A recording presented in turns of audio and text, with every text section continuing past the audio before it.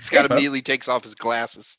I don't wear glasses. I know. No, I don't. Where I'm from. That's my Clark Kent. You look. Wait. Like, no. Don't worry, I'll save you. All right. Okay, let me make sure. Are we thanks, on? Dave. Dave says we sound like a choir of heavenly angels, Mike. Do we sound like a choir of heavenly angels? Oh! Something like that. I'd say more like the devil came off his hickory stump and sounded something like this. Okay, never mind. 3 people got that, and one of the guys is in Belgium. Everybody! All right. You like my shirt? These are difficult times, aren't they? All right. Anyway, we have people are slowly walking their way in. Everybody, this is Mike Meyers with Scott Jernigan doing the Mike Meyers Wednesday version of the Mike Meyers live stream, Ask Mike Anything. The goal of this live stream is to provide those of us who are isolated by the coronavirus an opportunity to continue our studies for CompTIA certifications. Those certifications include, but are not limited to, CompTIA A+, Network Plus, and Security Plus. But we can certainly go outside of that on an as-needed basis, as well as talk about technology or just pretty much whatever you kids want to talk about. All right. So, Scott, thanks. Scott is big into monitors, so I asked Scott to join me today. This is Scott Jernigan, or Scott Jernigan. Whichever way I am on your screen. This way? Actually, you're that. Yeah, you're right. This way. I'm just looking. We have an amazingly long delay here, guys. So what are we going to be talking about today? Well, whatever the guys and gals monitors, of course. Linux Plus. Yeah, thank you, Michael. There we go. What is with these guys at Linux Plus? They just love it so. Anyway, guys, here's how these live streams work. Basically, it's called Ask Mike Anything, and so that means you type questions into the chat window. If you're a little shy, don't worry about that. You can just send me an email directly. I'll type that in.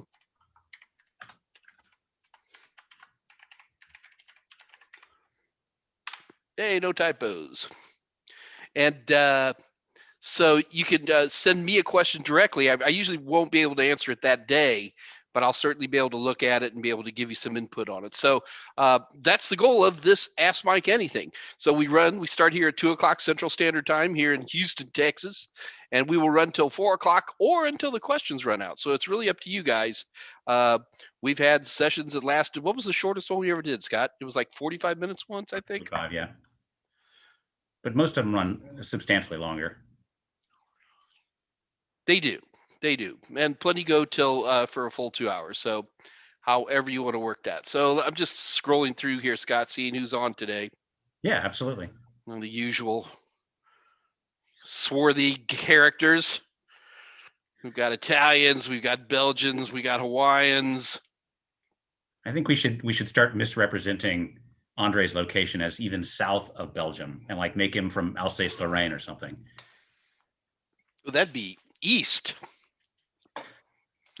Southeast. Well, there you go. Or we could make him really south. We could make him from, I don't know, Italy. Catalan. Take him way down there.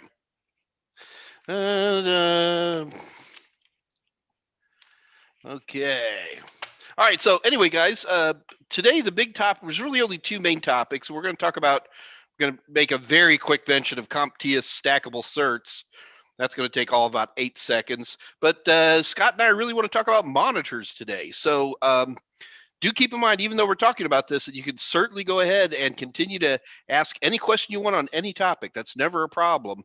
Also, do keep in mind that just because you guys are cool enough to show up today, we give 50% off of our Total Seminars A+, Network Plus, and Security Plus practice questions, as well as our Total Seminars A+, and Network Plus bundles. So our bundles are basically the practice questions and then the performance-based questions, or what we call the SIMs here at Total Seminars. And we sell those separately because we like it better that way. And you get 50% off. So Scott, I don't know what today's deal is. You've already got it up there. You're just terrifying today. So definitely take advantage of this, folks. I mean, not only do I think we make the best questions that are out there on the markets today, but our questions are ridiculously cheap anyway, and now you get 50% off on top of that. So our prices are insane. Nobody even gets that anymore. It was Crazy Eddie. It was a guy who used to sell electronics in New York City back in the 80s. And why would anybody get that? Nobody's that old. I am. So Did I tell you what I'm doing for my 60th birthday party, Scott? 10 years from now, what? Hey, I wish. So I'm turning 60 next year. I know it's weird because it's like I look at this physical plant. I was like, maybe I'm 60, but then inside I'm like still about 23. I am renting a private railroad car, and it hooks onto the back of an Amtrak train, and we're going to run from Houston, Texas, to New Orleans, and sobriety will not be allowed on this train, to say the least. It's going to be. I'm trying to figure out how to get a band in there. So we're going to take a train, ride the train from Houston, Texas to New Orleans, which is about a 9-hour train ride. And then we're going to spend the weekend in New Orleans, and then we're going to come back. All you have to do is just invite me and Joachim. Oh, you guys are already invited. That goes without saying. Therefore, you don't want to already have a band. You don't want to be invited. You want to be hired because you guys are a band. We got to play bad music, got hammered the entire weekend. It was all awesome. on Mike's tab. Yeah, there we go. Okay. I like it.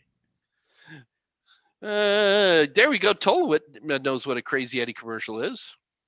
All right. Cool.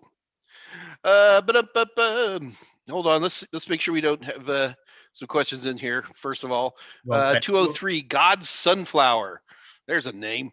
Do you have a promo code for total seminars to purchase exam vouchers? No, but you don't need a promo code. We sell discount vouchers all the time.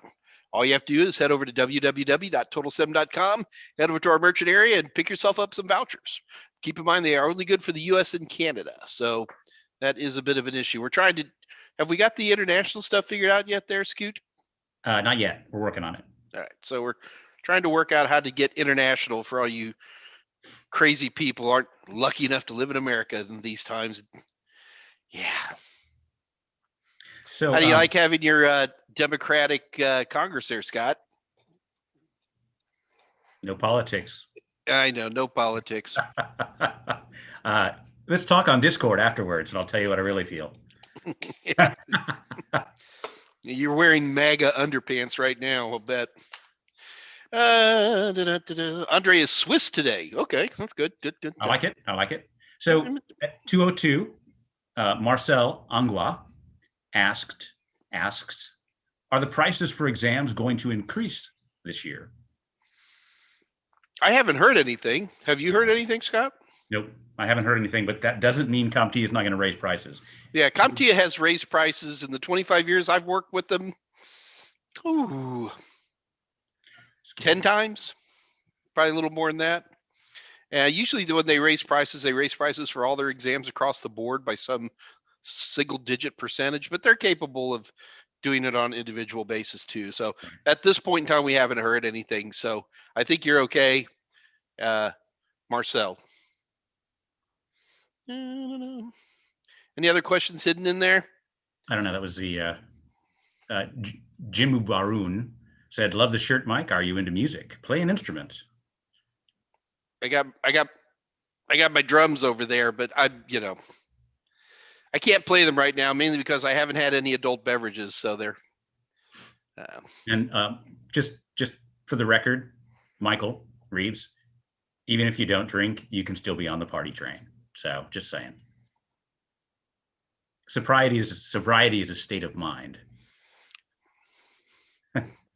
So many funny things to say right there. Okay. We could totally Joe Rogan this thing, man. Yeah. All right.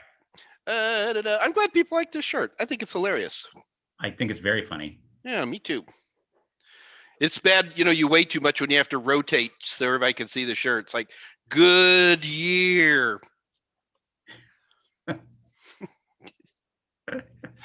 That's what I get for flying over stadiums and people waving at me, right? Right.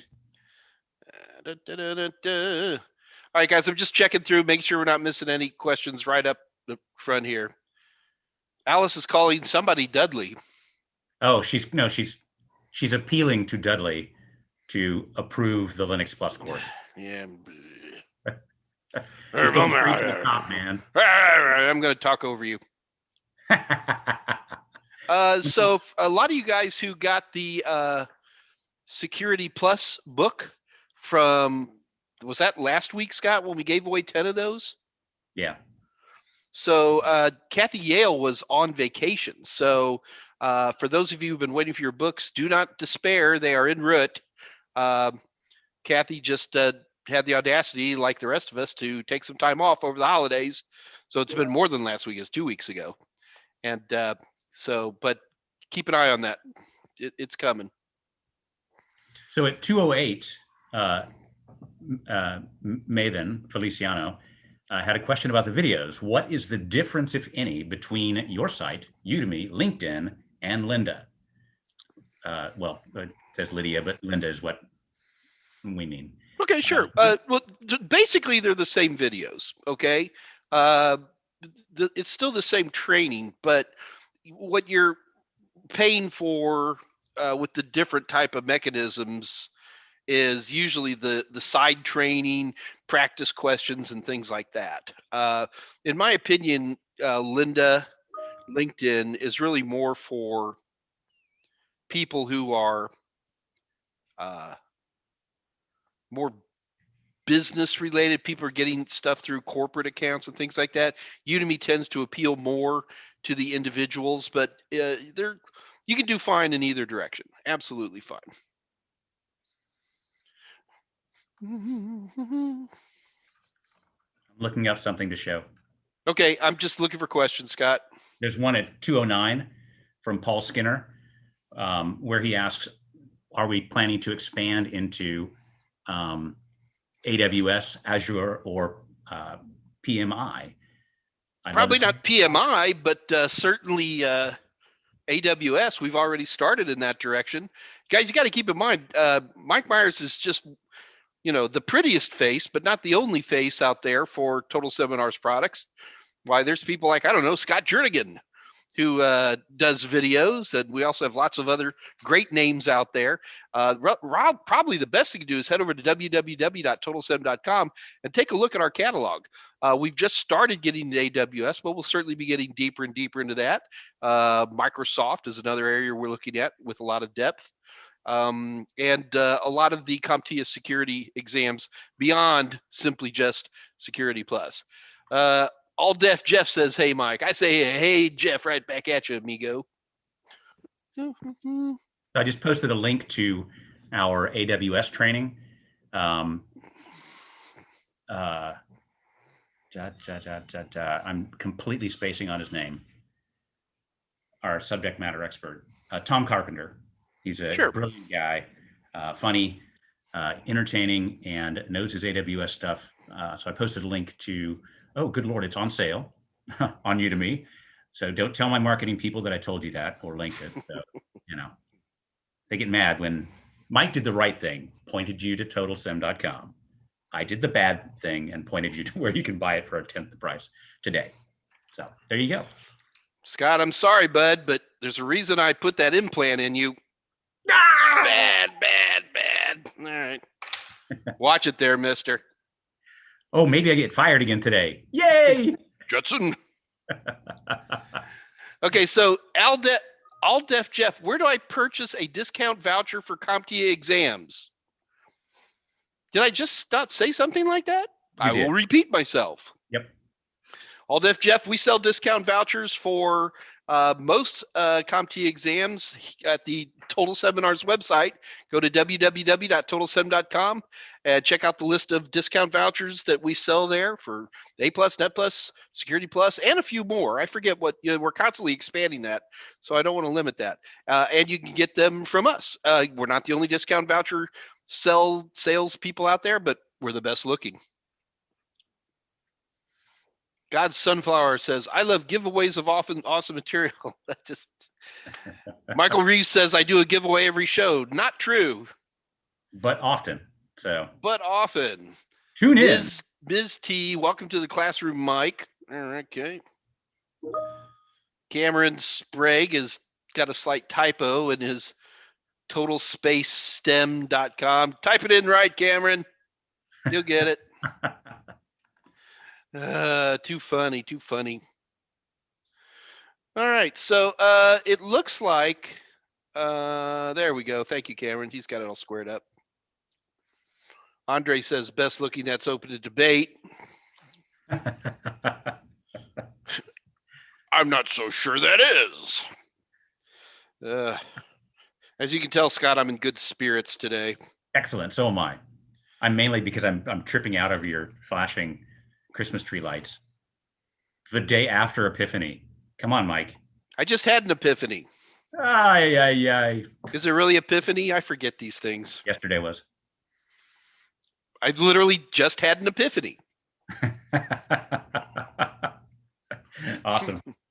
Her name was Epiphany? Yeah. Oh, ouch. I'm here all week. Try the veal. All right. Well, it looks like, Scott, it looks like we're kind of slow on questions today. I think people are waiting for the monitors. So. All right. So shall we dive into monitors a little bit? I think we should. All right. So what I want to talk to you guys, mainly what the conversation I want to have today about monitors more than anything else is this. I'm not interested in covering A+ today. We'll cover about 90% of it today just because CompTIA usually does a pretty good job of staying on top of those technologies. But really the conversation I want to have today, and the big reason I brought Scott on board here is because I want to talk about what are we looking for when we're looking for monitors today. So now when I say monitors, it's easy to simply talk about desktop, classic monitors, but pretty much all the conversation we're going to have today can easily be moved into home theater systems. This could move into laptops, at least in terms of considering the display when you're picking a laptop. So don't think that we're just talking about desktop systems. So I actually have a question. This is to you guys. Oh, okay. If you have a desktop system that you actually use, please type the word yes in. If you don't really use a desktop system, type in no. Now, if you have a laptop, that's not a desktop system. So guys, please type this in. This is a quick straw poll. I'm just curious where people are.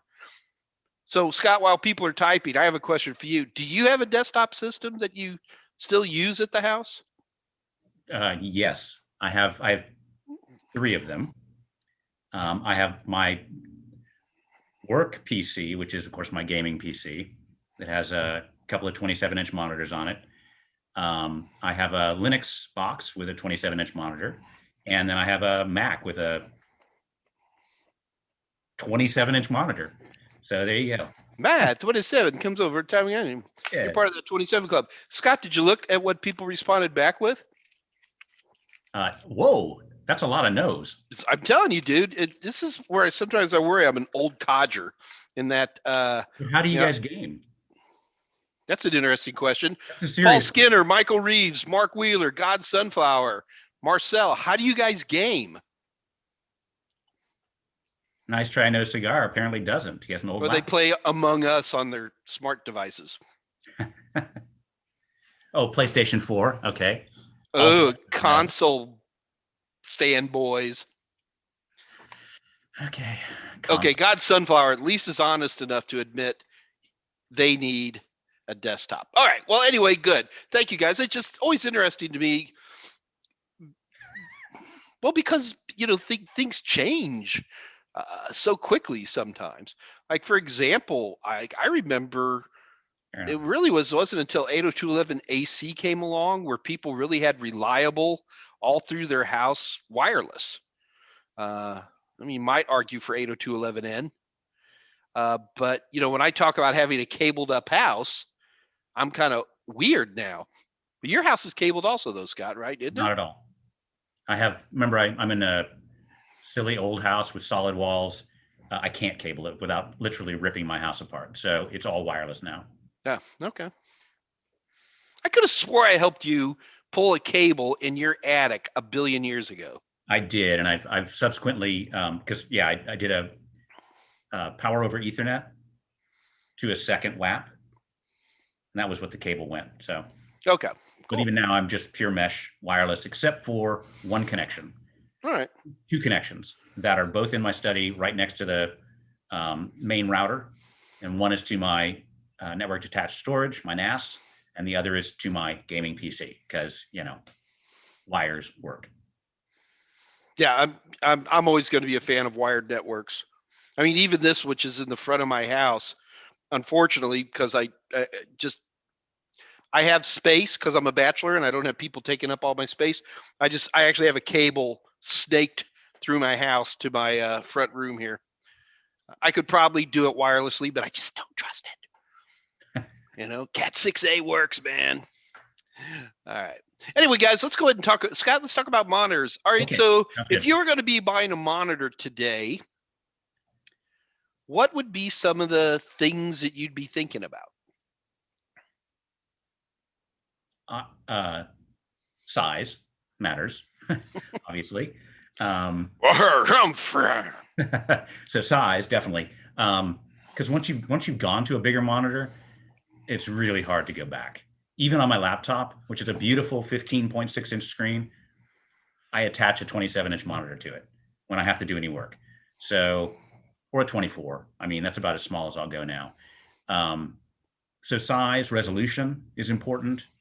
On gaming side of things, my refresh rate, how well the monitor works with my specific video card, NVIDIA, the panel type, as in like how wide a viewing angle I get, how saturated the colors are. And notice what I haven't said is price, because I'm looking at features. And here I'm going to give you the serious why I'm a monitor freak.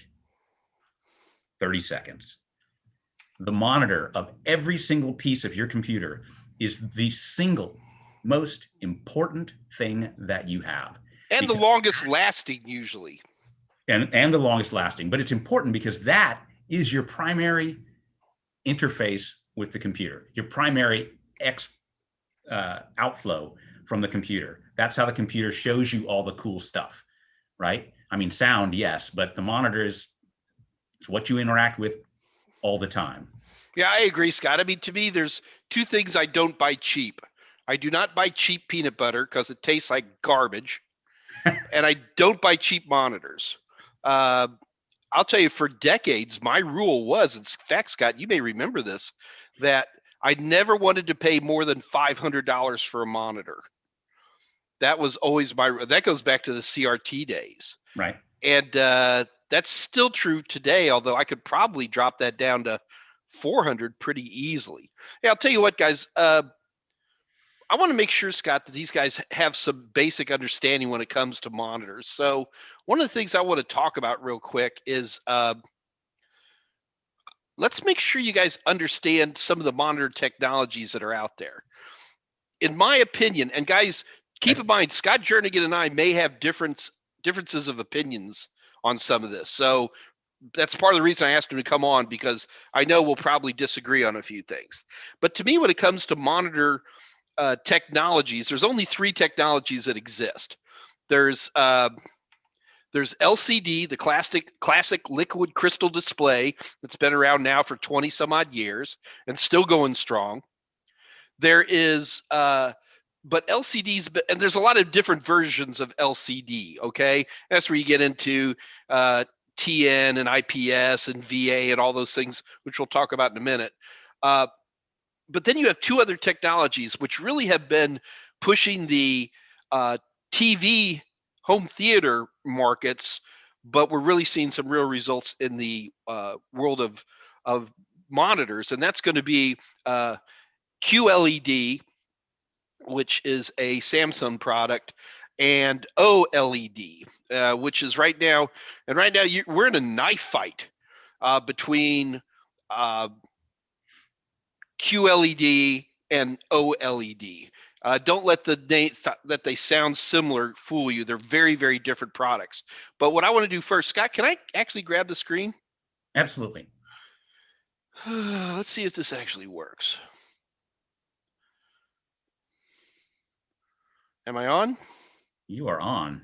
All right. So here I've listed the 3 types of technologies, but let's talk about LCD for a minute because that's the one that confuses people a lot. So LCD panels start off with there's some kind of mirror. This is the back of a LCD monitor. And this is some highly reflective product. And back in the old days, you would have edge lights, which were, in fact, when they originally came out, these were fluorescent lights. They were called, gosh, what were they called? Do you remember the same thing that the little curly cued light bulbs were made out of? Closed CCFLs. Closed cathode fluorescent lamps, CCFLs. And anyway, the idea behind this backing, this shiny backing, and on each side of that is a CCFL. And if we turn those on, see how white and bright it's getting? So it's reflecting all this light. So let me turn those off. And now what I'm going to put in front of it here is an LCD screen. An LCD screen is going to be, when there's no electricity passing through it, it's completely dark.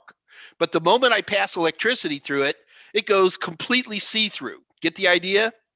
So what I want to do, though, is I don't want just one LCD block. What I want to do is, let me chop it up. I could chop it up into 4 pieces, say, or I could chop it up into 16 pieces, or I could chop it up into a bunch of pieces. Get the idea? I could keep chopping and chopping and chopping this thing down.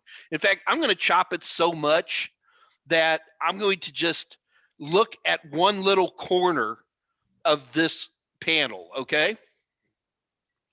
So here we are looking at just one little tiny corner of the panel. And what each one of these little squares is an LCD. Now, I can adjust the amount of voltage on any one of these little squares, and it will adjust how much light comes in or goes through that one little piece. Remember, I've got a backlight in the back, right? So this is by turning on different levels. Some of them use 10 bits, some use 16 bits, doesn't matter. I can adjust the brightness or the darkness of each individual little thing. Now, I know you want to call that a pixel. It's not a pixel. Hang on. Because I've got to add one more piece. What I'm going to do now is I'm going to put in a red, green, and blue screen. And this is just a piece of glass that you can shine light through it. And if you shine some light through the red piece, it comes out red light. If you shine some light through the green one, it comes out green. And Scott, if I shine some light through the blue part, guess what I get?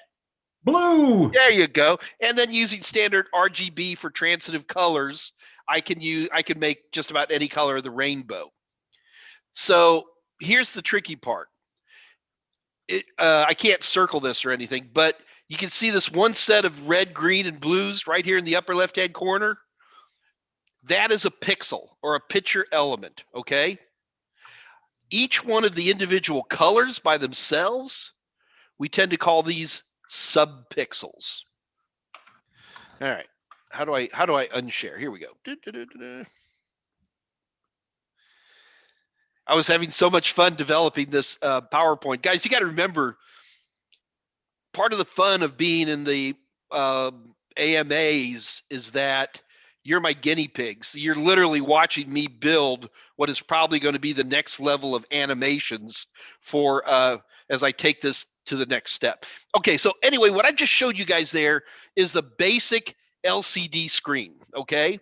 So the number of pixels on an LCD screen is fixed. They're designed at the factory. You can't adjust that. So that'll be something important to consider later. So when we talk about things like twisted pneumatic, I forget these terms. Twisted pneumatic. Twisted pneumatic versus in-plane switching versus vertical alignment. Those are all different types of LCD panels. Right. Now you got to be careful about one thing. Most LCD panels today don't use CCFLs anymore. No. The vast majority use LEDs as a backlight, but they're still LCD panels, okay? Get that in your head, kids. We'll look at some other technologies here in a minute that are not LCD, QLED and OLED, but when you see somebody say, I have an LED panel, 9 times out of 10, what they're talking about is they have an LCD panel that uses LED backlights, because almost nobody uses. Go ahead.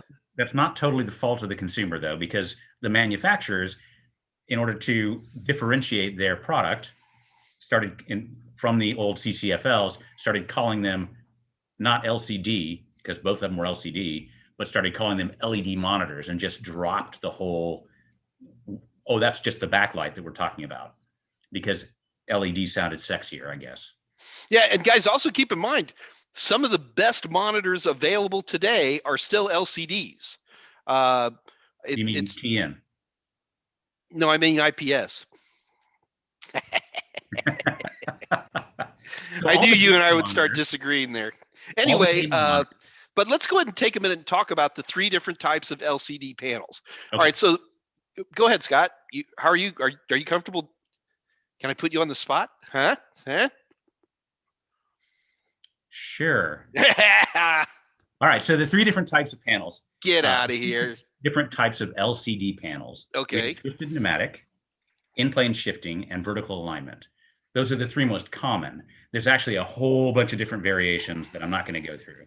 The key factor, though, is and if we went and looked at the pixels and how they were arranged and how the light hits things, then we could start talking about different variations within or among each of the different categories. Irrelevant.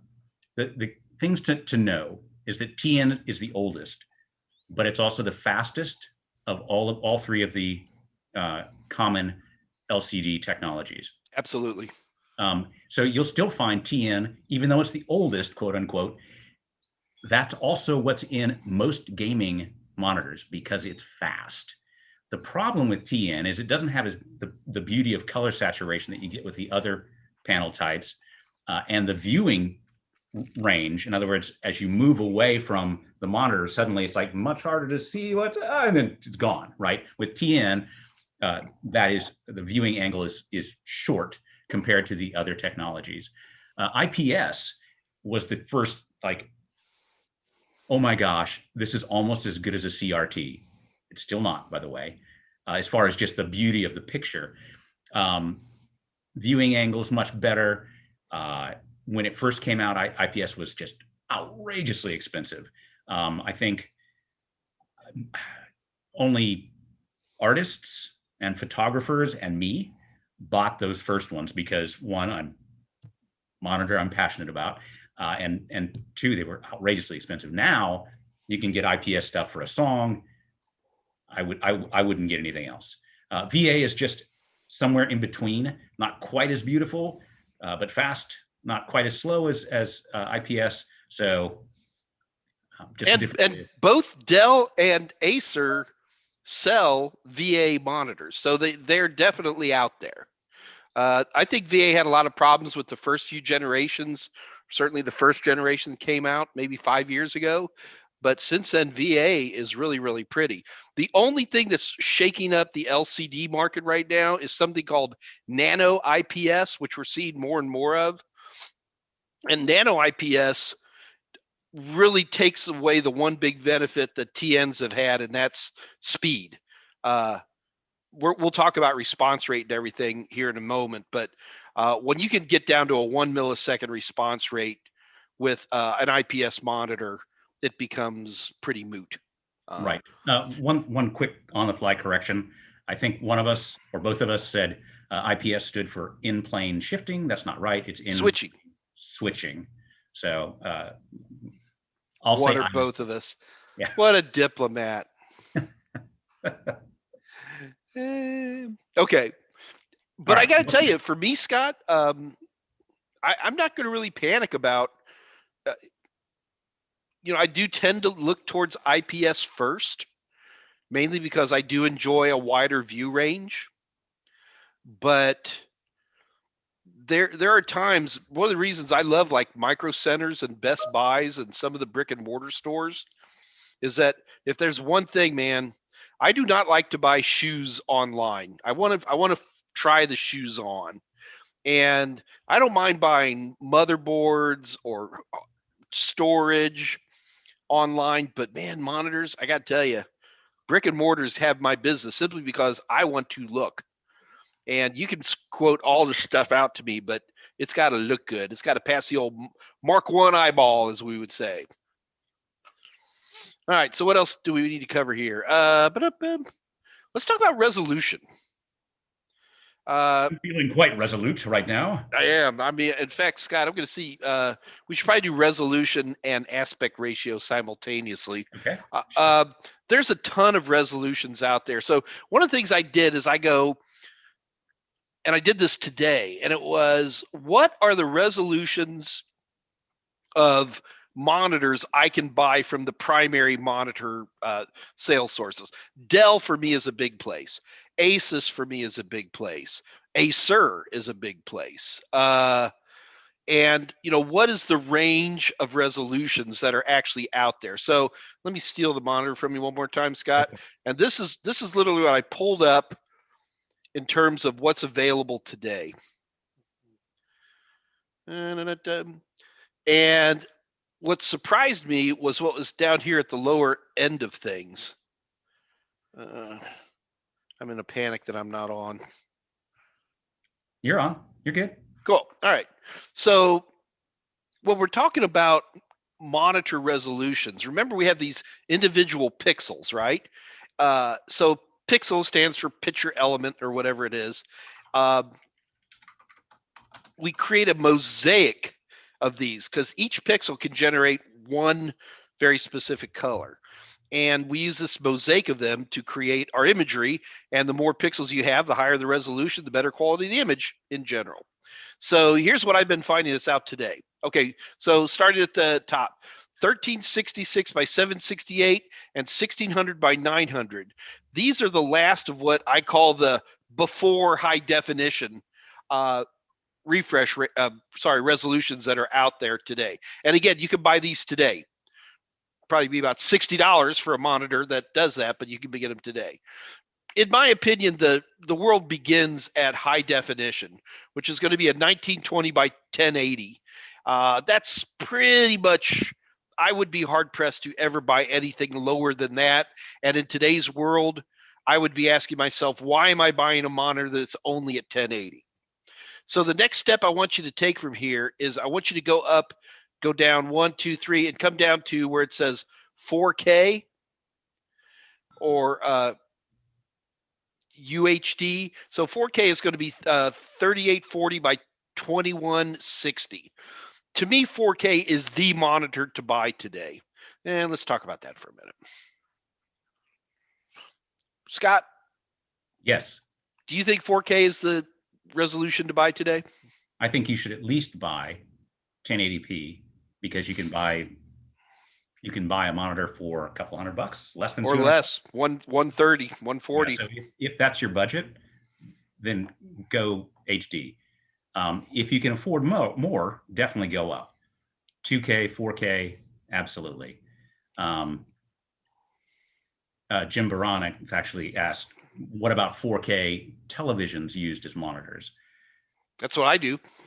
Right. So we can talk about that too. But 4K is, that's the gold standard right now. I agree. Yeah, it's or maybe the sweet spot. How does that sound? Sure. So let's go back to my little show here. So let's go on either side of 4K. First of all, if you're a Mac head, you're probably going to be looking at 5K because Macs with their 27-inch monitor, 27.5-inch monitor have been pushing their 5K resolution now for a while. They're beautiful monitors. I can't argue with that, Scott. Well, yeah, they're absolutely gorgeous. And the stand only costs $1,000. And worth every penny. Mike. Yeah, right. That's even painful. But to me, if I wasn't in the Mac world, I probably wouldn't be looking at 5K. If I was in the Mac world, I probably would be. But like for a desktop gamer like me, probably the thing I'd be looking for is the 2Ks. So the 2560 by 1440 2K or QHD. I can tell you right now, folks, that the vast majority of good gamer monitors out there are going to be running in this resolution, 2560 by 1440. Darn near any game you know out there, especially some of the higher challenging games, Cyberpunk 2077. What's that new Super Crisis version that came out? Most of them can run at 4K, but they are, and nobody really says this, but it is happening, is that they want to play in this 2K range. And I got to tell you, I think they're beautiful, beautiful games. And that we're going to see some other features here in a minute, and we're going to see that a lot of the cool gaming features are usually going to be with monitors that run QHD. Here's where you agree with me wholeheartedly, Scott. Yes, room for room. Or if I didn't get a room from that man. The last one, I almost didn't even put this in, but I'm going to make a mention of it, and that is 8K is starting to pop now. And when high definition first came, well, here, let's just talk about 8K real quick. So 8K is 7,680 by 4,320. And by the way, folks, there's like 9 different 8K standards out there. This is the usual battle they have when these things are taking place for, who's going to win on this. When high def came out, the 1080, or what you'll hear the term 1080p. P stands for progressive scan. When the high def monitors came out, there was nothing to play at high definition. Even the classic old school DVDs did not run at high definition. They ran at the old NTSC 480 signal of your forefathers, the old television signal. And I thought they ran 720p. What? I thought DVD ran at 720p. Nope, ran 480. Scout's honor. And so you could get upscalers that would take a 480p interlace signal, and they would then double that to, what would that be, not 960s. But nope. Scout's honor, I'm right on this one. Remember, DVD also had 5.1 sound, which is what really took DVD over the top, in my opinion. That's where Blu-ray came from, was to get to those higher resolutions. Right. But the problem is whenever a new resolution comes out, getting people to make cameras that can record at these rates, getting internet connectivities that can stream at these rates, these are always a challenge. And I remember when high def came out, and at that point YouTube was just starting to show up. And I remember YouTube would disallow high def signal. Right. But then over time it loosened up. So when I look at something like 8K, which is, it's 8K per frame. So that's 60 frames per second. So that's, help me. That's half a gigabyte of raw imagery, not including color or any HDR or anything else. It just bends my mind that that's going to be doable, but it will be. I've learned a long time ago, between watching 1080 and then watching 4K and everything else, the bandwidth and the technology will always raise as long as people find value in it. Right. I never thought we'd go past 1080. There's amazing articles out there. If you ever get a chance, go on YouTube and watch. The best any human can ever see is 1080. And it's absolutely fascinating and true, but there's other things that happen that motivate people to go with a higher resolution. So a couple things that may I interject? Please. One, I wanted to say that I was totally right on DVD, that they ran at 480. So just wanted to make sure, we clarified that. Dave Rush is pinging me in the background going, Mike was totally right, Scott. Don't be an idiot. So, there you go. Second is kind of going back to the concept of using a television as opposed to a dedicated monitor.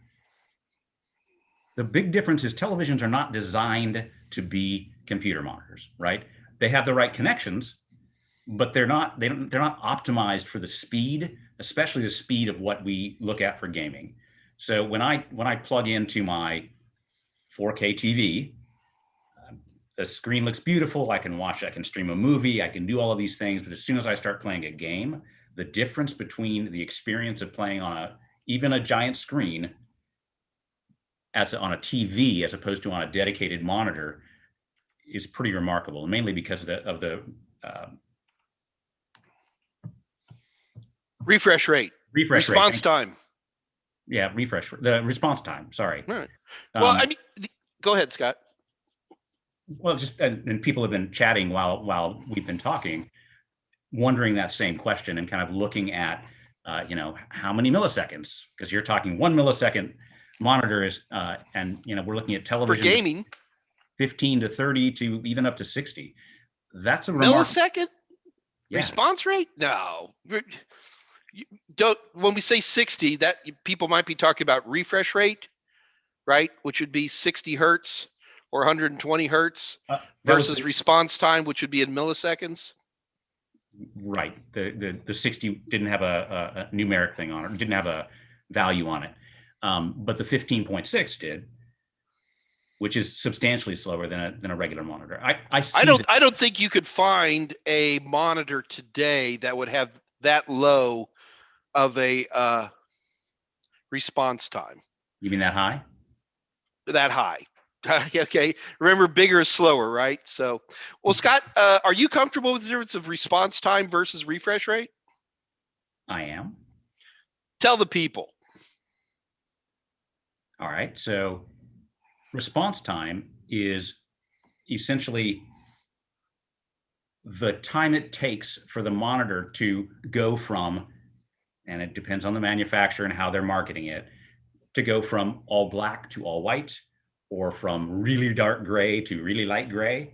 But it's the time for that pixel to change, right? That's the response rate, a response time. Refresh rate is very different. Refresh rate means how quickly can the entire screen change, how many times per second. So a typical LCD monitor has a refresh rate of 60 hertz, 60 times per second that it can change. When you start looking at some of these higher end monitors, especially gaming monitors that are doing 120 or 240 hertz, it simply means that they can change what's on the screen faster. And when you're dealing with these really big monitors, really fast and furious first-person shooter games, and you're competitive, having that refresh rate can mean the difference between being able to, and I'm going to get a little militaristic here, being able to go like this, and then you're dead, or being able to smoothly scope across and pop your enemy before he kills you. So that is one of the big differences for refresh rate, is to avoid what I would call tearing. Right. And so response rate is going to slow down, is going to help reduce ghosting. But the refresh rate is when remember, your monitor is being pushed by your video card. So when the video card says it's time to move, your monitor is going to start moving. So if your video card says it's time to refresh the screen, even if your monitor has not completely painted that screen, it's going to go ahead and start repainting the next screen. And that's where you get that tearing effect. That, God, one of these days, there's got to be a website, Scott, that has like ghosting effect and tearing effect and, all these different, right. Should have thought to look that up. And Andre, that's correct. But so here's one thing I want to say about using televisions as monitors. There's only a few people who make LCD panels, right? Right. So there is no big difference technology-wise between a home theater television versus a monitor. The biggest single difference between a TV and a monitor is that a TV's got a tuner in it. A TV's going to have an F-type connector to screw in for a cable. It's going to have some god-awful operating systems, smart TV, and all that garbage, which I'm not a fan of personally. Mike, tell them how you feel. But so my home theater system is an excellent computer, and I can easily browse on it, and I can watch YouTube videos. But no, I would not want to try to try to play a game on it. If for no other reason, then I'm pushing a 53-inch monitor with a Raspberry Pi 4. Right? So. Yeah, because Raspberry Pi 4 is the ultimate gaming machine. Well, it doesn't have any video in there to push it, right? So it would be a waste of time, even if I did have an OpenGL-based game that could actually make something work for a living. But so that's an important side note. You mentioned it already once, and Dave brought it up in the chat as well a few minutes ago, and that is that when we start getting to these higher resolution monitors. And higher and bigger size, right? So both the size and resolution matter. The video card has to be able to push that, right? So eventually you could easily size yourself out and have a very poor experience with a beautiful monitor as soon as you tried to run a game. If you had a video card that was unable to push it as the game demanded or the monitor could handle. So there's a lot of stuff that comes into play on this. And let's start with the big one, and that is the connector type. Okay. So this is going to be a big driver of what you're going to be able to deal with. So you want to do this, Scott, or shall I? Go for it. All right. So anyway, what I've done is I've picked some of the classic connections that are out there. Look, there's older stuff than this. To me, anything that doesn't do high def, I'm not really interested in anymore. So things like Component and S-Video and things like that, they're wonderful, and you'll see them on the A+. But if I were to see any form of Component that still had those on there, it would make me nervous. Okay, so let's go ahead and take a look at what I've got here. We're going to start off with the classic old VGA. That's this one here on the far left. No matter what people tell you, I can make VGA run high def. It doesn't do it very well, but I can make it do it. Depending on what type of video card I can make the output on. I would not want to. I would be nervous if I saw anything other than in a laptop maybe that had this VGA connector. It is 30 years old, and it served us well, but we need to move on. VGA is completely analog with a 15-pin DIN.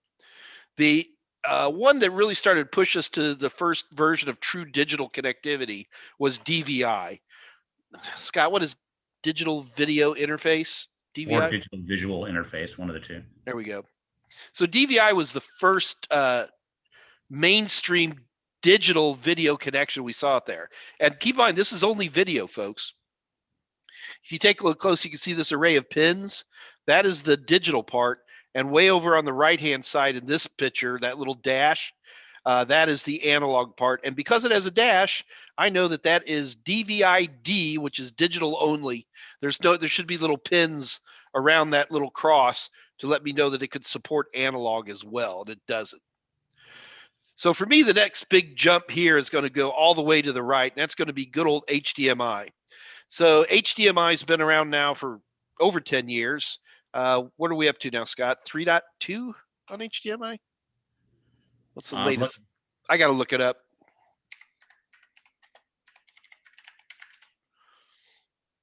Wow. Okay, it came out. 2.1. Sorry. Okay. Yeah, it came up in 2002. I don't think 1.0 really got much traction. I'm going to say it's more like 2006. I'm looking at a PC Magazine article here.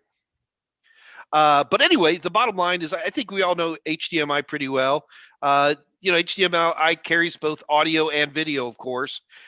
Depending on what version you're running, you can run up to 8K on it. But it is the de facto standard. My only problem, in fact, Scott, tell people the challenge you were having with HDMI, because I've had the same one with sound.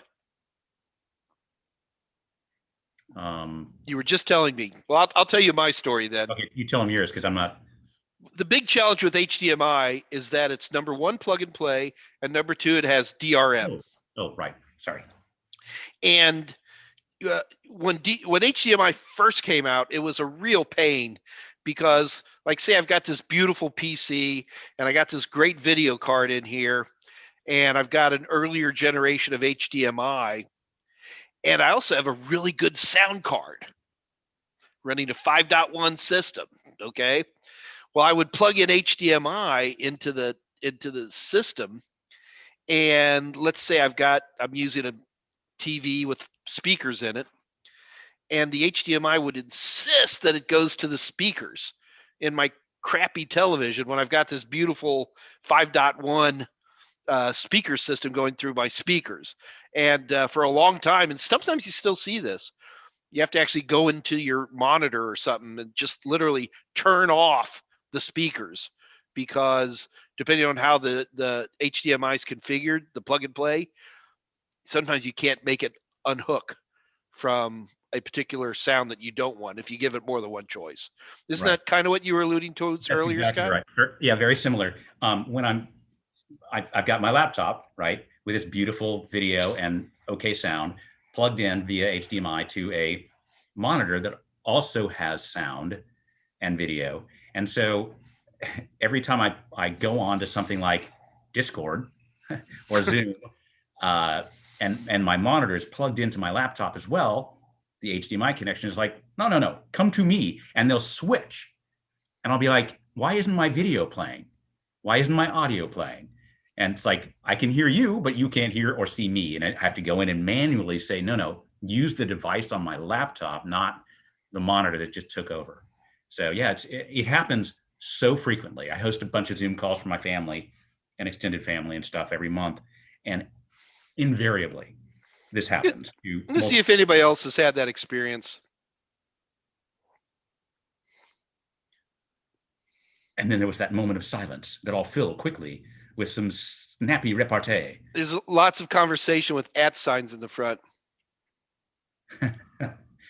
Well, they're just talking. So here's Jim Barham asking a question. Could you explain things like LG's True Motion, Samsung's motion rate versus the refresh rate on a normal IPS or TN panel?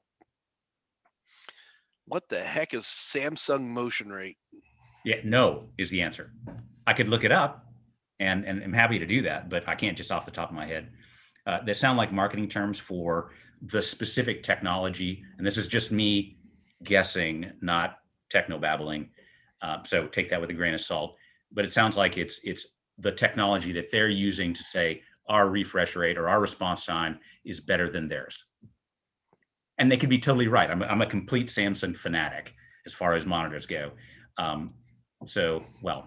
Except all of my monitors are Dell, but my television is Samsung all the way.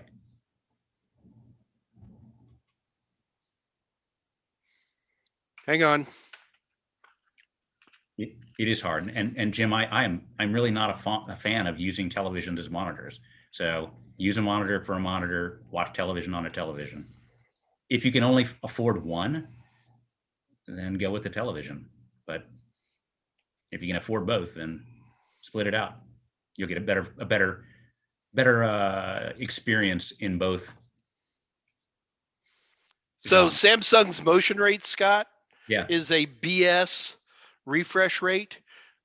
Sometimes if it can't keep up, it'll start throwing in black frames, black screens. Nice. So it'll say a 120, but it's really only in essence a 60. And this article I'm picking this up from is 3 years old. That would make me extremely nervous. And I've been buying a lot of Samsung monitors lately, and I have not seen that motion rate. I'm wondering if that might be something that's kind of faded out a little bit. Anyway, Scott, let's go ahead and finish up the connections. Sure. Oh my gosh, it's already 3 o'clock, Mike. Good. Okay, so around the same time HDMI came out, a competitor to HDMI called Displayport came around. The Displayport has that very distinctive little notch on it. Displayport also carries sound like HDMI does. It doesn't have the DRM like HDMI does. And for a while, DisplayPort actually could push more video than HDMI. And for a few years, and we're still seeing it today, you'll see a lot of monitors that are going to have both HDMI and DisplayPort, and you can plug in either direction.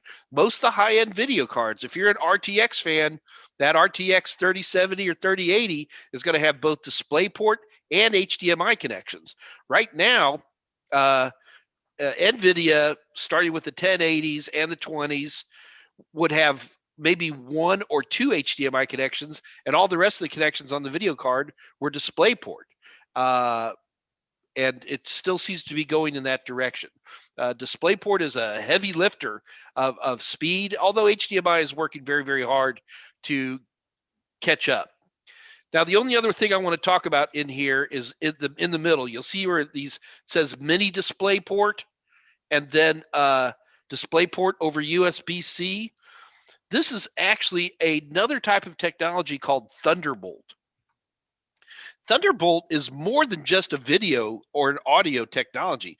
Thunderbolt can pretty much, in theory, you could plug in an external CPU using this technology, although we never really saw that happen. Apple were the big pushers of Thunderbolt and still do to this day. Scott, isn't all Apple video Thunderbolt now? I don't know that I would say all, because of course Apple products that are even 10 years old are still out there. And I most the new ones. Yeah. Okay. Yeah. There's a lot out there. And then so there's really two versions when you'll see DisplayPort, and this is actually an A+ question, so you might want to keep this in mind. So this mini DisplayPort, if you see that on Apple, you have to think it's Thunderbolt.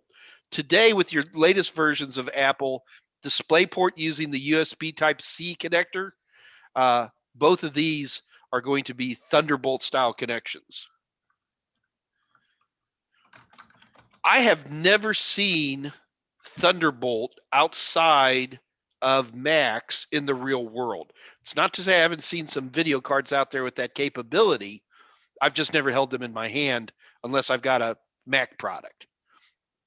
Have you actually touched anything, Scott, that would be no Thunderbolt outside of Macs? Neither have I. And again, I'm not saying they aren't out there. I've seen them in catalogs. I've seen them on Amazon. I've just never had any call to use them. If I was going to be looking for anything today, monitor-wise, I'm going to want a monitor that has both DisplayPort and HDMI connections in the back as my primary video. And I want to be able to then choose based on whatever video card I want to either use HDMI or DisplayPort. The other nice thing about that, especially with monitors, and people forget this, especially for a tech like me, sometimes I just want to plug something else in. Like I got a laptop and I just want to drop it down on my desk for a minute, and I'd rather not look at that screen. To be able to just quickly plug in to one of my main monitors is a very nice convenience. And like for configuring my Raspberry Pis, that's exactly what I do with them. Is I have to manually go up to the monitor and switch my input, but it's very convenient to be able to stay at my desk, lighten up, doing whatever I need to do on that Raspberry Pi, and just have the convenience of that monitor right there. Right. What are the features, Mike, of monitors appeal to you? Or should monitor features? Well, we probably ought to talk about sync. The problem is you mean adaptive sync?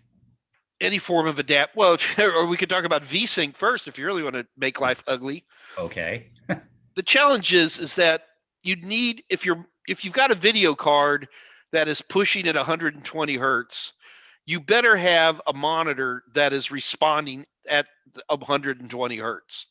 And for a lot of, well, back in the CRT days, this was no problem because CRT monitors could adjust based on the video card that was pushing out to them. But with LCDs, one of the first things we saw was something called VSync, which basically forced the monitor to lock into whatever the refresh was for your video card. And that could be good, or that could be really bad, depending on the quality of your monitor. So a few years back, both AMD and NVIDIA came out with what's known as an adaptive sync.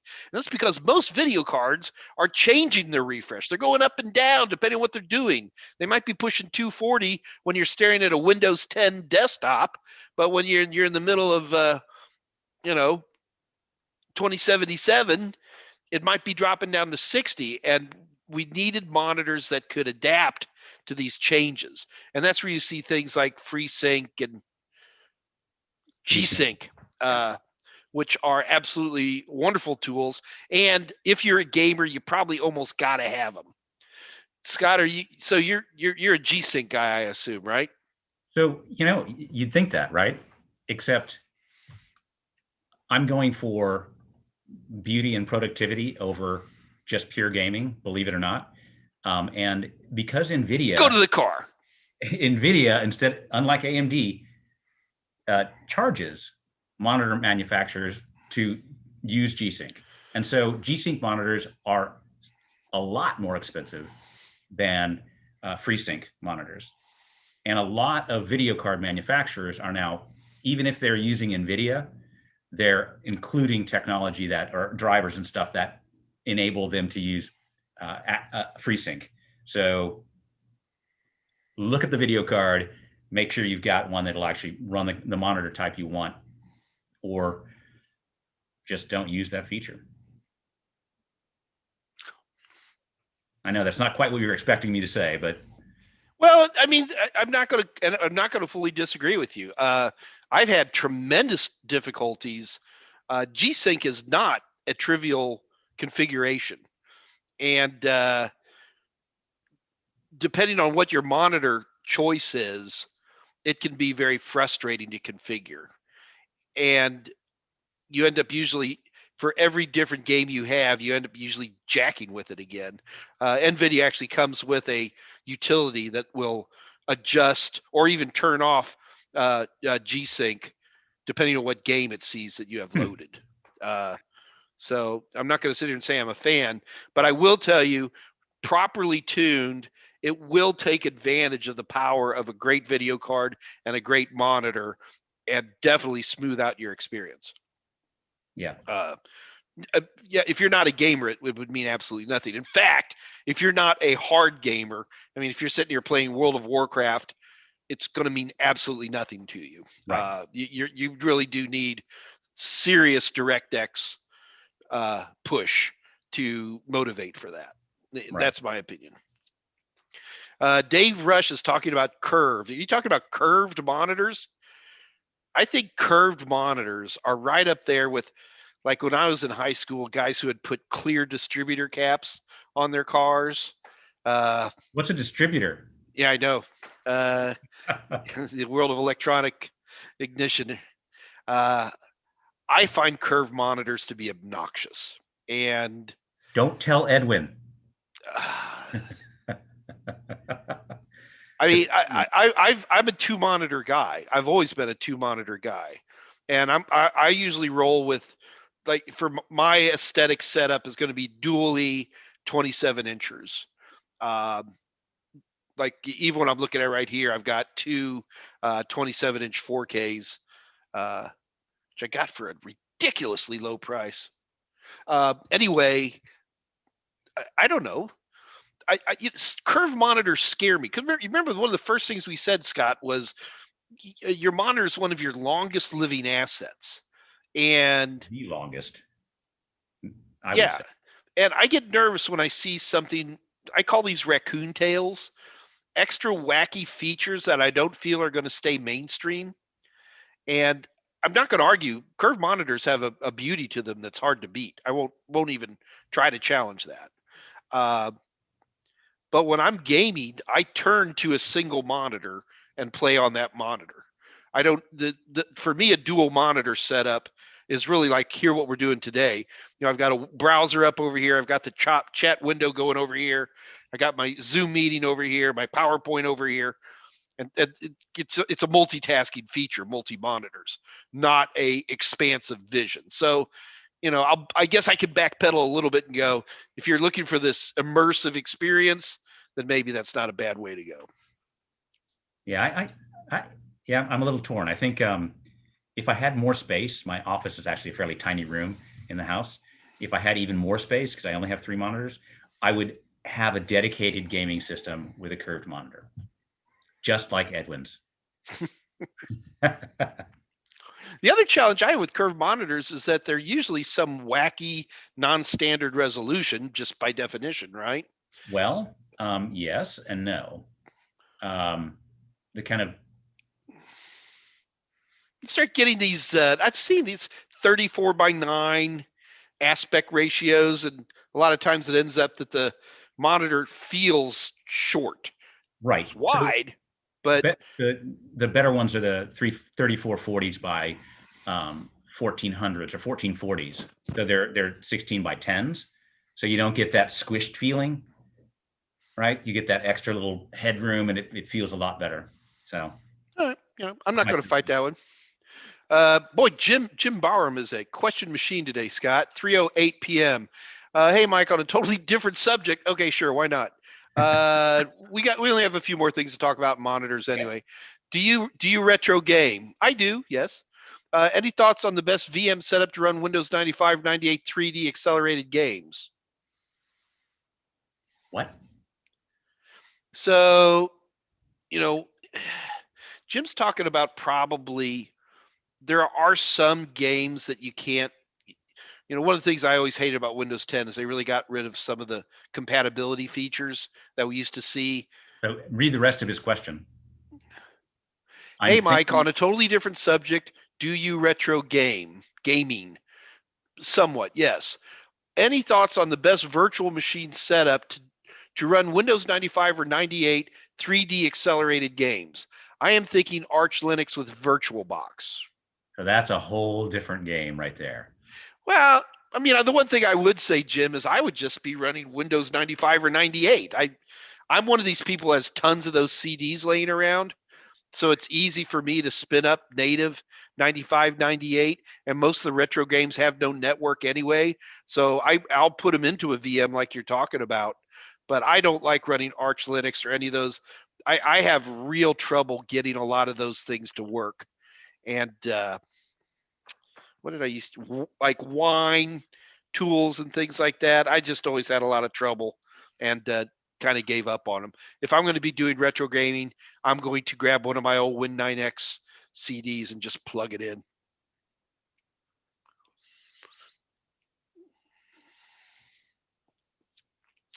Jim Barham's got another question at 3:10. Hey, Mike, what do you think about running large retro CRT monitors for gaming? Response rate is great. Well, Jim, well, Scott could answer this one too. Both Scott and I had, what was that? They were was it the Sony flat screens? Yes. And it was the 19 inchers.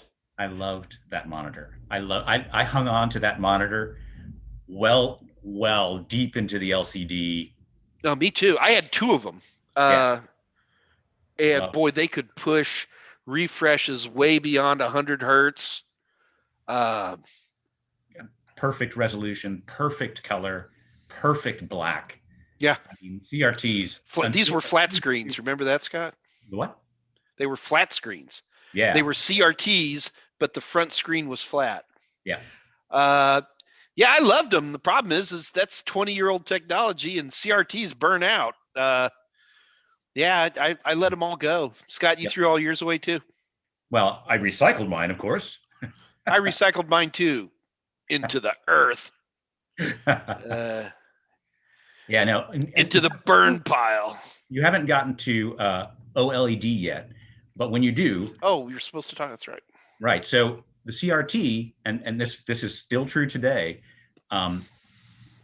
gave you way better picture than any LCD, LED, plasma, any of those things, the technology, because it could show pure black. So the contrast ratio was almost infinite. Well, it was infinite, basically, right? From a pure white to basically a pure black. But you are right, Scott. We didn't talk about OLED or QLED, and we need to mention that. If you're going to be looking at monitors today, these are going to be coming up more and more. The thing you got to remember about LCD screens is that LCDs in and of themselves do not emit light. They only block light. All LCD flat panels, whether they're TN or VA or IPS, all have a backlight, which is actually the source of the light, right? Right. Well, that's not true with OLED. Or OLED stands for Organic Light Emitting Diode. And OLEDs generate their own light. Right. And they are absolutely amazing and beautiful. I don't know, do you guys have Costco's? Here in the States, we have a chain called Costco, which I thought was based out of the EU. Anyway, they have these big TV displays, and invariably they'll have somebody's OLED TV at the very front, and they're just gorgeous. Because OLEDs generate their own light and can fully turn off, they have beautiful contrast ratios that no LCD will ever be able to match, although they're trying. The closest we can get to that is something called QLED, which is a Samsung product. QLED is still an LCD panel, guys, okay? But what it does is that it adds something called a quantum LED. Boy, quantum. Well, it really is quantum, Scott, because it uses quantum states to excite these little farting things to glow, all right? So what color they glow is based on their size, their physical size. Really? So these things are incredibly tiny compared to a traditional conventional LED. These things are like smaller than a grain of sand. But what they can do with these quantum LEDs is you could still put them back behind the red, green, and blue of a traditional LCD, and they have this extra punch of color that makes them absolutely gorgeous. And the other thing is because these LEDs are super tiny and very directed, you don't get what they call LCD bloom. A lot of times, if you're pushing like a real white image against a very black screen on an LCD, you kind of get that little glow around it. Right. And that's called bloom. And we're just so used to seeing it on LCDs, we don't even think about it. But it's distracting, and it's something that QLED simply doesn't have. So QLED is interesting because it really is a brand name, but it is a technology too. And Samsung's really put an outrageous amount of money into this. And it will be interesting to see where QLED goes. I'll tell you the best part about it is where it's going to go is in our wallets. The war between OLED and QLED, the biggest winner right now is the consumer. You can, over the Christmas holidays, I was able to purchase 53-inch QLED televisions in the sub $1,000 range. Wow. And good TVs. What did you buy, Mike? Got a lot of family, man. But there's pretty amazing technologies. I'm pretty sure that we're on the last couple of years of LCDs. Unless a big breakthrough comes through, we're going to be finally. God, we've been talking about OLED for over 10 years. That's true. And I remember they're like, OLED is going to be great as soon as they can figure out how to do blue. Do you remember that? And as soon as they don't cost an arm and a leg. That's OLEDs are just by nature of the industry are also very inexpensive. So OLED? relative. Well, yeah. Well, and of course, the technology that you see OLEDs in all over the place now are smartphones. Sure. Have been for a few years. Yeah, and they're working great. Yeah. Because, right, the fact that they don't require a backlight even though the screen itself is more expensive than a regular LCD screen, the lack of a backlight means that they can make the phones thinner. They can make them use less electricity and prettier. So all of these different things, and people seem to be willing to pay $1,000 for a phone. Go figure. Of course, if it's Samsung, this is going to be QLED. Gotcha. Nice. And the other thing. No, it's not. That's a lie. Here. Look, Scott. Here. Did anybody catch the humor of what I just said? Yeah, I did. I didn't want to call you on it live. Here, it's QLED. No, it folded. It's OLED. Ignore me. Which totally brings us to a completely awesome part of OLED is because it doesn't have a backlight. It doesn't require glass, right? Nope, you can put a flexible screen on there. In fact, look up the LG rolling or rolled screen. I've seen it. It's like this stunning technology where you've got this little tiny box in your living room that then unfolds into a 55 or 60-inch television when you want it, and then it just folds back down. It doesn't fold down, I mean, it rolls down. Yep. But, talk about an awesome, just have like a little roll in your backpack when you head off to class and you like I need to do some work here in the library, and I just pop open my screen and suddenly I've got a 40-inch monitor that I just was carrying around my backpack. Or smacking your golf balls against it. Exactly. Yep. I love living in the future. There was an interesting article from the Samsung fanboys about the dangers of flexible displays, and then some of the things that gets taken away. It kind of fell back to the old. I don't know if anybody remembers the old matte versus shiny screen LCD arguments. It was kind of silly. All right, hang on. So we got a couple more questions here. Okay. Michael, yeah, you're already living in the future. Jim again. Jim, you're a question machine, buddy. That's all good. Could you talk about which types of LCD technology has issues with burn-in? Well, none really, right? Good Lord. Where's Dave Rush when I need him? Right. Panasonic. What was that technology called? Plasmas. Yeah, plasmas had a big burn-in issue. But that was only in the early days of plasmas. By the time I bought my plasma TV 10 years ago, the manufacturers had already fixed it. So and OLED had the problem too, but they all have that dithering feature now, Jim. Right. So what'll happen is, let's say you leave a fixed image on, and OLED can get burned in too, Scott. Right. And Jim is popping up going, Note 10 devices burning all the time, Samsung devices as well. Yeah. So the technology is still coming. Yeah. But you use screensavers.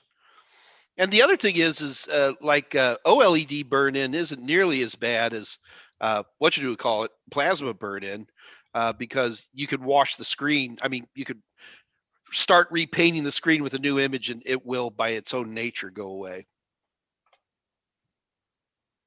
Yeah, Telowitz says his OLED smartphone got burned in as well. So make sure you, don't leave it always on. Put a different girl on the front, man. Or boy, depending on which way you want to go. Or boy. Yeah, we are equal opportunity people here. Especially on Thursdays. PG, Mike, PG. Was I not PG? Yes, you were perfectly PG. I just didn't want you to take that Dave Rush moment and cross the line. Dave, come back. Oh, my goodness. Uh-oh, hang on. Jim Barham is... Oh, Jim's basically agreeing. OLED does burn in. Yes, Jim, I agree it does.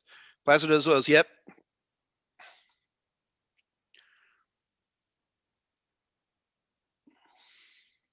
I think you protest too much, Dave Rush. I'll save it for the Discord. Tell you stories about Dave Rush. All right, so Scott, what else do we want to think about when it comes to monitors? I've got a few things. One of the things that's come up a couple of times in the chat that has now scrolled way past is the size of the bezel or the frame. I don't know. You know, you can get these frameless monitors now. I don't find them to be that compelling. I do like a small frame, just because I think it gives a more sleek look. Right. I'm going. If I have two monitors, smaller frames make it easier for me to jump my eye line from one to the next. But you know, that's not a killer for me. But your opinion, Scott? I love the invisible bezels.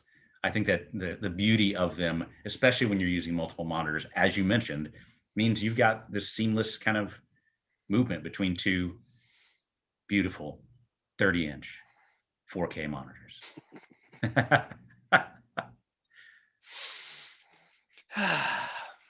I love the smell of a new monitor in the morning. I need USB a lot. And it still surprises me that we live in a society where I can't easily plug in 6 USB devices into the front of my desktop system.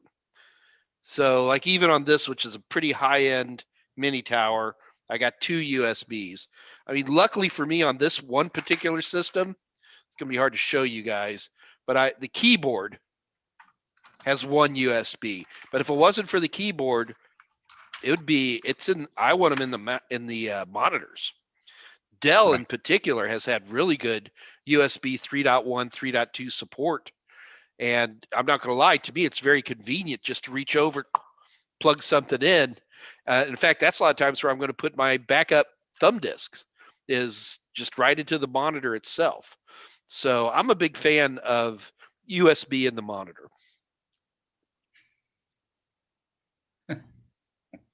Sorry, I'm not laughing at you with the USB. I'm laughing at invisible. Yeah, do not react to Tollywood. He'll just keep doing it. I can't help it because you're talking and I'm glancing at the live stream because I'm looking for spammers, of course. So what else do I really like? On-screen displays have really improved a lot. I've usually get a little frustrated with some of the poor quality on-screen displays that you run into. Looks like the joystick concept has taken over for most monitors. And I really do like that quite a bit. Dell just announced, like yesterday, a whole new series of monitors that have built-in double HD or triple HD cameras with high-end microphones and built-in touchscreen support for Microsoft Teams. Absolutely. Wait a minute. Totally killer. It has touchscreen, but only for Microsoft Teams? No, it has touchscreen for other things too. But okay. The fact that it has Teams integrated into the monitor itself, that I can just join a meeting by clicking and going right in. How awesome is that? Guys, you don't understand the humor of this. I have tortured Scott Jernigan for 2 decades by getting my greasy, French fried covered fingertips all over his monitors. And anytime, I'd be like, hey, Scott, what's happening, right? And just watching him go, touch my screen. So to hear you talking about a touchscreen monitor, I'm going to get you some, Scott, and I'm going to buy them for you just so I can come over.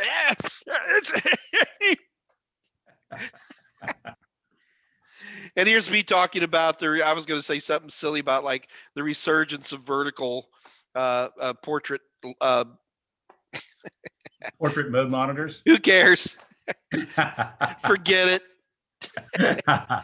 I'm going to get a bunch of big old bag of Cheetos.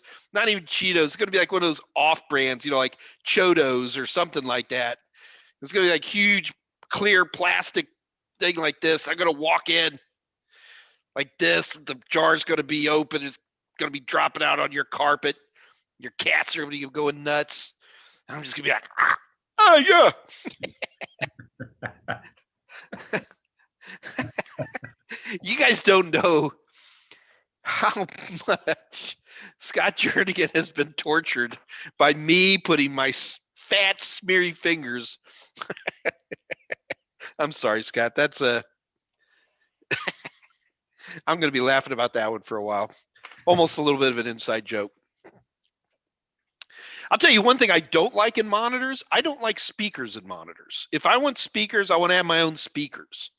And for the same reason we were talking about with HDMI before, is I find putting speakers in. Now again, I'm talking about monitors, Scott, not TVs. Right. So even these that I got here in front of me, these Asus 27s, they have speakers in them, and they're garbage, just absolute garbage. Yep. And there's no reason to do that. It makes no sense for me. If you're going to have a home theater system, well, then go ahead and put speakers in that. And even those speakers suck.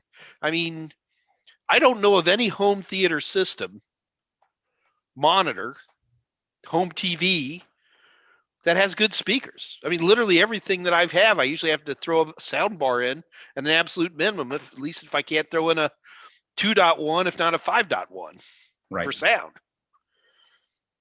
I can't think of anything. I think they're all garbage. Kevin Lopez agrees with me. Yeah. So Eddie Lagos, on a completely different note, says he just got your A+ book, Mike. So good for you. Thank you, Eddie.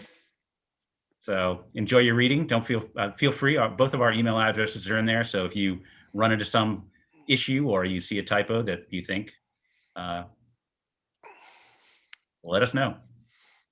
Hang on a minute. So Andre, what are those little green balls? Oh, Andre, it's called a Christmas tree. No, he means like the crap that you're throwing on my monitors when you touch them.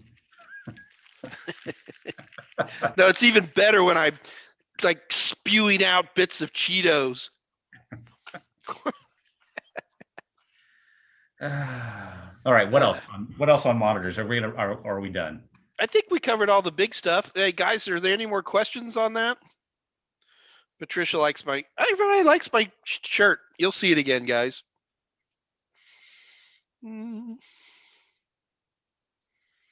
Michael Reese, I used to have my surround system for my computer and would shake pictures off the wall for my neighbor. Oh yeah. Oh yeah. Yeah, of course. I'm sorry. Andre clarified. He goes, green balls, nose, need more hints? No, Andre, I got it. Tolowit, do you prefer HDMI or Displayport? At Scott Jernigan. I'm not even allowed to answer that one. Well, there you go. Displayport gives you more upside. Like as far as guaranteed to support 8K. Right. So Displayport is definitely the kind of the next thing. Just for the record, I despise mini Displayport. Despise it. When it's the connection on the monitor, I have had nothing but bad luck with mini DP because I don't know, gravity it doesn't stick. So yeah. My problem is people don't remember this, but that mini Displayport looks a lot like the old USB 3.0 B sides. Remember those? I do. I was scrambling, seeing if I had one laying around here. But the mini Displayport, there's more than one time I've tried to plug one of those old USB connectors. I don't have any here. But those have all pretty much disappeared, so we're okay there. So Dave, Dave asked a question on wireless monitor interface. Wireless USB certainly had some real interest there about 3 years ago.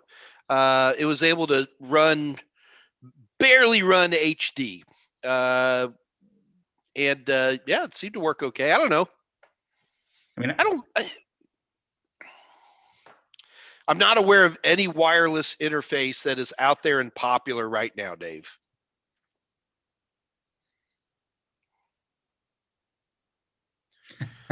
Yeah, I'm reading it too. Yeah. Jim Baron. Jim, you have to tell me how to pronounce your name. Baron. Networking question. Any good brands of network cable certifiers? I have seen a number of them at budget prices. Just wondering if they would be good, or should I? There's no way that you're going to buy certifiers under $500. I mean, I haven't priced them in a few years, but Let me just pull up a that's Fluke right. certifier on that. I just exchanged email with Jim, and it's Jim Brown. Jimu Baran is his name in Japanese. So Jim Brown. Do you hear me, Mike? I do hear you. Jim Brown. All right, good. Like the football player. Exactly. Yeah. So Jim, I mean, I'm doing a quick internet search, and even the lowest of low-end certifiers is going to be $500. And to be honest with you, most of them are closer to $20,000. And that's just what they go for. Wow, that thing's beautiful. So Telloit brings up another question that is related to our monitor rolling discussion here, and that is VR and VR goggles. I think VR is a joke. I think VR is the wave of the future. Jeez. I it's good. I don't know. And paperless offices. Look, VR's fun. We've got an Oculus, and it's fun. Okay, what do you want me to say? I don't find it compelling. I find it interesting. I won't deny the immersion is very good, but I can't walk around. Which I think is a real downside to the whole concept of VR. Otherwise, I might as well just be in a planetarium kind of a thing. I think up until the Valve Index, I would agree with you. But the Valve Index, because of the way they've managed to do the pixels in their OLED screens, you don't get that kind of fatigue factor or disorientation factor over time. So I don't know, man. I think that potentially they will have a wave in the future for specific markets. For example, if I had a powerful enough laptop and could go VR, or even a powerful enough just box that I could carry with me, and then had goggles that I could put on, it would make a much smaller package for throwing in my backpack and cruising around doing whatever, and not having to live without my big screens. All right. Well, all right, go for it, man.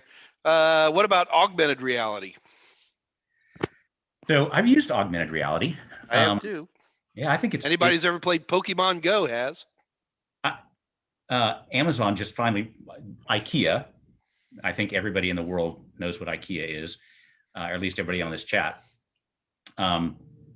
They have had an augmented reality app for tablets and smartphones for years. And last time I was needing to buy a piece of furniture, I'm on the IKEA website with my iPad and on the augmented reality app, and I'm looking at various pieces of furniture, and they're showing up in my dining room or in my living room. And so I could just move them around and see how they fit, how they matched with the colors. I mean, it's just like beautiful as far as just a shopping experience. And Amazon just last week announced that they've got that feature throughout their entire website. So I think AR is awesome. Aside from Pokemon I do too. Go, I haven't really played any games with it, but yeah. Well, I mean, AR is being used already by U.S. Navy. Already uses it for deck crews and stuff like that. Has already come in on aircraft carriers, stuff like that. And I think it's definitely going to be the way to go. I would love, when you really think about it, like Google Glass, man. I had such dreams about that being amazing. It never was, unfortunately, but to be able to have a pair of glasses on and you come walking up like, hey, it's Scott Jernigan. And how's your wife, Katie, and your 2 children, that stuff, I always joke. I wish everybody who I ever met would just write their names on their forehead with a laundry pencil and save me a tremendous amount of embarrassment. Can't tell you, I mean, dude, it's like, hey man, good to see you. Hey, yeah, how's person, how's the family? So Yeah, stuff like that would definitely work. So you got a lot of people who are big fans of VR, man. They're pushing back on me there, dude. Yeah, they are. Yeah. I win. Well, I'm not saying, I never said you lost. I haven't found a compelling app, you know? No, I'm with you. So apparently the compelling killer app, Google Earth. Delightful Son bought me for Christmas, and that is Valve Alex. It's a Half-Life character who has her own. I know who Alex is from the Half-Life series. The rest of the people, not you. No. I know you know. Anyway, beautiful game done in 3D. Apparently, it's just the thing. But of course, our 3D system is down at the office, and I haven't driven down there to steal it yet.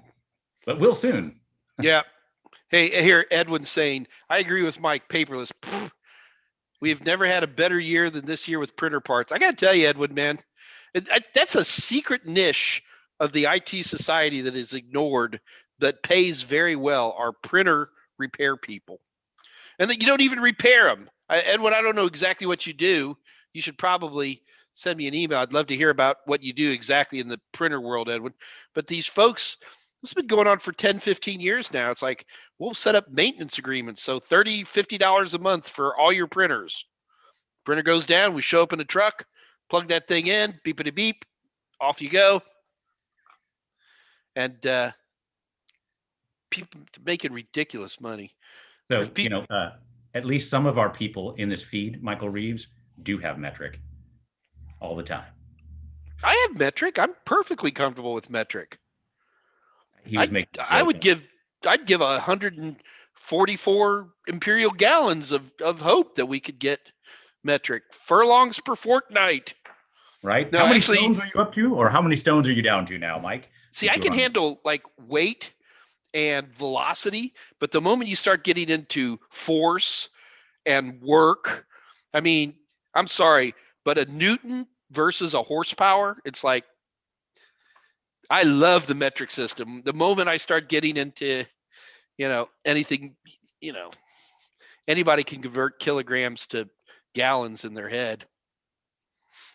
So we did miss a question from Nice Try No Cigar from 339. And he asks, a bit off topic, but do either of you have any experience or opinions on wallets, software or hardware? I was going to whip out my wallet. You mean like this kind of hardware? But yeah. For cryptocurrency and the security thereof. I did have a lot of, I wouldn't say a lot, but it would have been, I am yet one more of these people who lost his Bitcoin keys because I never thought they'd be worth anything. Ouch. Yeah, in all probability. I don't want to make up a fake number, but it was probably $2 to $3 million in Bitcoin. But, I was paying 37 cents each for them. Well, I'm about to tell you how I feel about a wallet. My problem is I just forgot about it. I just ignored it. And there was a software wallet, and I can't remember the name of it. But the fact that I lost all my Bitcoins probably answers it all right there, huh? You know how many people have done that, Scott? It just blows me away, the number of people I've met, that the amount of unclaimed Bitcoin that is sitting in dumpsters or, blacking around the internet. Yeah. Oh, well. That's sad. Someday somebody will come up with a clever program to unlock all of those. It would be impossible, right? Because you have to. Tolowit says Venmo. I don't think Venmo's a wallet, Tolowit. But I use Venmo, but I don't think that's what he was talking about. Does Venmo have that feature for? I don't know. I just use it for regular money. Yeah, see, augmented reality, several people have mentioned AR used in various things. You mentioned in ships. Captain Dave Rush, our resident pilot, says we have had augmented reality on airliner HUD heads-up displays. so we can taxi in zero visibility. So that's awesome. Well, I mean, I would argue that even a artificial horizon would be AR if we're going to look at it like that, right? This is a thing that is on every airplane in existence. It's all good. No, it's an interesting thing. Yeah. All right, guys, do we have any more questions here? I think it feels like we're wrapping up. People are mainly commenting at this point. Well, if people want to comment, I'll let you all head over to that Discord channel. Be nice to newbies over there, guys. In a second, I'll post the latest Discord. All right. So anyway, just for starters, for all you folks, I saw a lot of new faces today. Please do remember that we are offering 50% off of the A+, Net Plus, and Security Plus practice questions. All you have to do is head over to www.total7.com, head over to our merchant area, grab some of those practice questions, and just before you check out, you type in 100421. All right, so Scott will go ahead and put that on the screen on here for just a moment. Please, guys, do keep in mind you need to have practice questions to pass certifications, and we're the absolute best, so you definitely need to be going for that. If you enjoyed this live stream, here I'm going to do the YouTube thing. Don't forget to like and subscribe, which is good for us and good for you because you get notices when we're live next. And we're going to be live next Friday at 2 p.m. Central Standard Time when Dave Rush, Mr. Pi, is going to talk about using Raspberry Pi and the Linux that runs on Raspberry Pi with some kind of audio thing. I just spaced it. Dave, hit me, babe, hit me. I don't know. Oh, Audacity. Audacity, yes. Wow. Yeah, he's going to do an Audacity. Woo! My goodness. I didn't get a run from that man.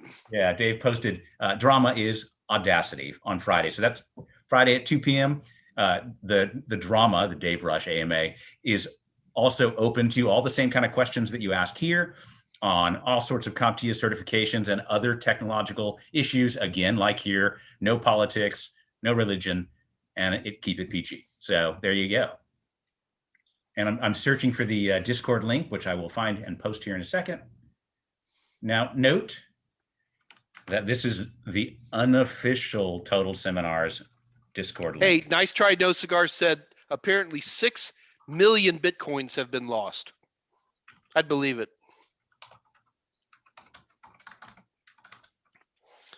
All right, guys. A special thanks to our Patreon. No, I thought we were going to do the whole. I'm the history guy. You ever watch that channel? No. He's the one. I'm the history guy. I've got a degree in history, and I like talking about it. Nice. It's a good channel. I love him. Good channel. All right, guys, listen, we're going to go ahead and wrap it up. It is 3:48. I will not be able to make it on the Discord channel today. I am buried. I'm trying to finish up one little tiny bit of a project and talking about MITRE ATT&CK framework. And that project being the final first writes of the Security Plus book. So the final chapter, the final module of the final chapter, the 11th hour of the 11th day. So go, Mike, go. That was the sound of the whip cracking. Fine. Then I'm going to go ahead and go. Guys, I'll see you. I'll be back on Monday. We are looking for topics, guys. I can always invent topics. That's never a problem for me. But now with the 2021 kicking in, I think that we ought to start looking at topics that are of interest to you. And again, I can make topics all day long, but I really want to see you guys, the places you're struggling. I am more than happy to start diving into that. I'm also willing to start maybe taking a look at, I know that people were talking about maybe doing Wireshark with some more depth, which is something I'd be more than glad to do for you guys. I think that we should be talking about vulnerability assessment. at least in terms of some of the tool sets you could use either in a home office or a small office to do a real vulnerability assessment. That we could easily do. You can tell my brain's on Security Plus these days. I think it might be fun to do some more cryptography study. I think that could be of interest. But you guys are gonna have to tell me where your interests are. I will not just invent topics to fill space. This is an Ask Me Anything. The goal of this is to provide those of us who are isolated by the coronavirus an opportunity to continue our studies. So they will come from you guys, and I am more than glad to do that. But other than that, that's all I got. Scott, I'm out of here, man. Are you gonna go get Discordy? Maybe for a few minutes, but I've got to finish a few things too for Security Plus. So let's Gotcha. get the project wrapped. All right, kids, we're out of here, man. Y'all be good, and I'll be there for Dave this Friday. I'll be back next Monday. Alice Potsy, give me some of those topics that you claim you've got thousands of. All right, guys, I'm going to let y'all go. Everybody be good. I'll see you later. Bye. Wait, and this is, of course, Uncle Scott and Uncle Mike saying good farewell and night. be safe. I can see somebody ever catches where that came from. Good night. We're off. Good. Well, that ought to hold the little. Good night, Gracie.